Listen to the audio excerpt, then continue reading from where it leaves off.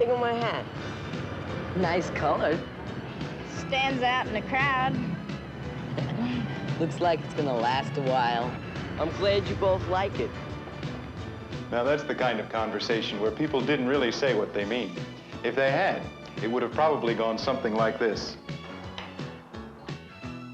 Hey, what do you think of my hat? The color's nice. If you like ugly color. Well, it stands out in the crowd. So let's not be seen in one. Looks like it's gonna last a long time. Yeah, too long. I'm glad you both like it. You creeps. So what we were illustrating were two levels of meaning, one stated and one not stated in the conversation. Now, some of the things you read also have unstated messages, but a good reader is able to discover these hidden meanings. The process is called interpreting what you read. It's a matter of reading between the lines. When people talk, their unspoken thoughts are communicated by all kinds of signals: gestures, body language, facial expressions, tones of voice. Printed words also give signals. We're going to see what some of them are and how you find them. These are the reading skills that Marie is working on now. Some of the skills she's learned you can put to work to help you practice interpreting meaning, not just in the reading center, but outside of school, the way Maria is doing it. All right, let's see what they are. First, notice how you react to these various ways of classifying you. You are a child. You're a kid. You're a juvenile. You're a minor. Well, you're a young person. Do you have different reactions to these labels? If you do, it's because although the dictionary defines all five similarly, each one has a different feel, a different unstated meaning that you're reacting to. Maybe the word child makes you think of people younger than you, and you feel put down. And the word juvenile might make you think in terms of teenage crime. A word's dictionary meaning is its denotation. An unstated meaning, the feeling you get from it, is its connotation. When an author uses a word, both meanings can come across. If a reader is able to read interpretively, if you practice finding secondary meanings, you can get more out of reading. In fiction, connotations can be more important than denotations, especially when authors use figurative language. A figure of speech describes one thing in terms of another. Here, listen. The lioness held him motionless with her icy stare. In that phrase, one thing, a stare, is described in terms of another, ice. Not denotative frozen water, but connotative, dangerous, chilling, coolness. It's connotation that gives the figure of speech power. Here's one way to become more aware of figurative language. Next time you travel, try to make up your own figures of speech to describe what you see. Can you make up one to describe what you see here? How about this? Or these?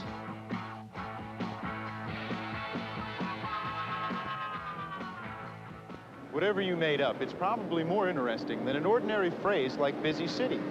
That's why authors use figures of speech. So look for them. And watch also for another type of unstated meaning. Boy, Skarpovich won by a landslide. Yeah, he was rich, so he got elected. What else can you say about that? Well, Wilson wasn't rich and he got elected. What this woman means is that the candidate got elected because he was rich. Her spoken words are based on an unstated belief that wealth helps ensure a candidate's election.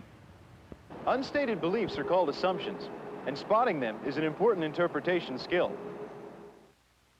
For practice, you might try to find a publication that prints interviews and look for the assumptions behind certain statements. For instance, this one.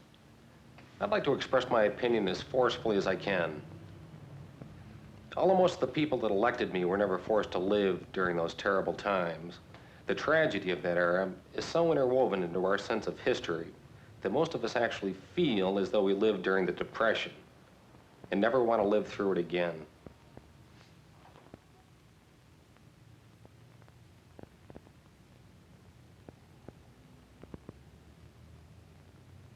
Which of these is the assumption behind the statement?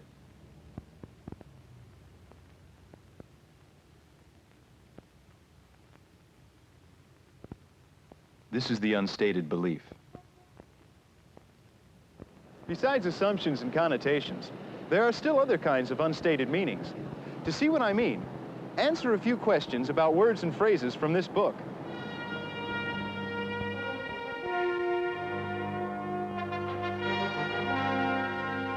What historical time do these words suggest?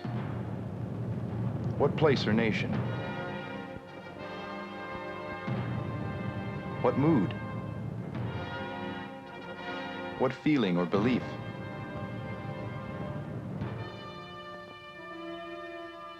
The time is the Middle Ages, the place, England, the mood, one of urgency, and the belief that a knight is always loyal to his king.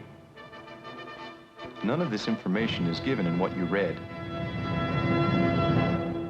Yet you can get it by using keywords and phrases to make educated guesses. This is called inferring. To practice it, take a book you've never read, open to any paragraph. Try to decide what time, place, mood, and beliefs or feelings it shows. Write down the key words and phrases that give you that information. Try it mentally with this excerpt from a novel.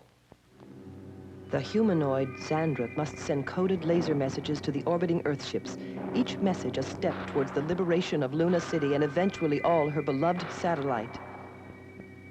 These are words and phrases from the excerpt, which tell the time. These tell that the action probably occurs in the future. Which words tell where? These suggest that the place is on the moon. Which words suggest a mood? The mood is tense. Which words show the character's feelings? These show her dedication. Words and phrases that suggest secondary meanings can be found in almost anything you read, because most authors want you to get more from what they write than just the dictionary meaning of their words.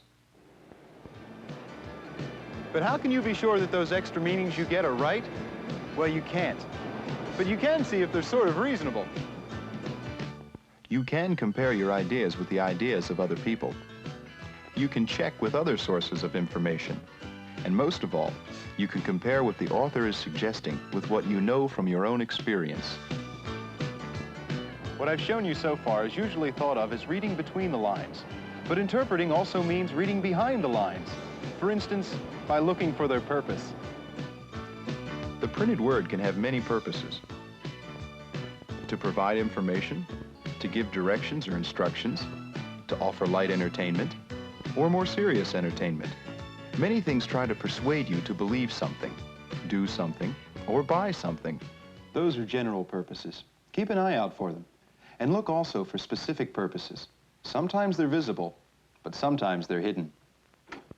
There was a time when people seemed to avoid me. Then I tried Tingle. Now I'm so busy, I hardly have time to... See what I mean? Tingle. It keeps you fresh and busy. That commercial's visible purpose was to sell a product. Its hidden one was to make you feel that people will like you better if you use it and avoid you if you don't. To practice finding both visible and hidden purposes, study magazine ads. For example, look at this one. Which of these is the ad's visible purpose?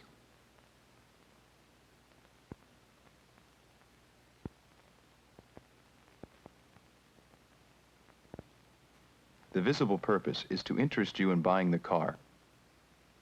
Which is the hidden one? The ad's hidden purpose might be to make you think that the car will make you more attractive to others. Here's another ad. Which of these is its visible purpose?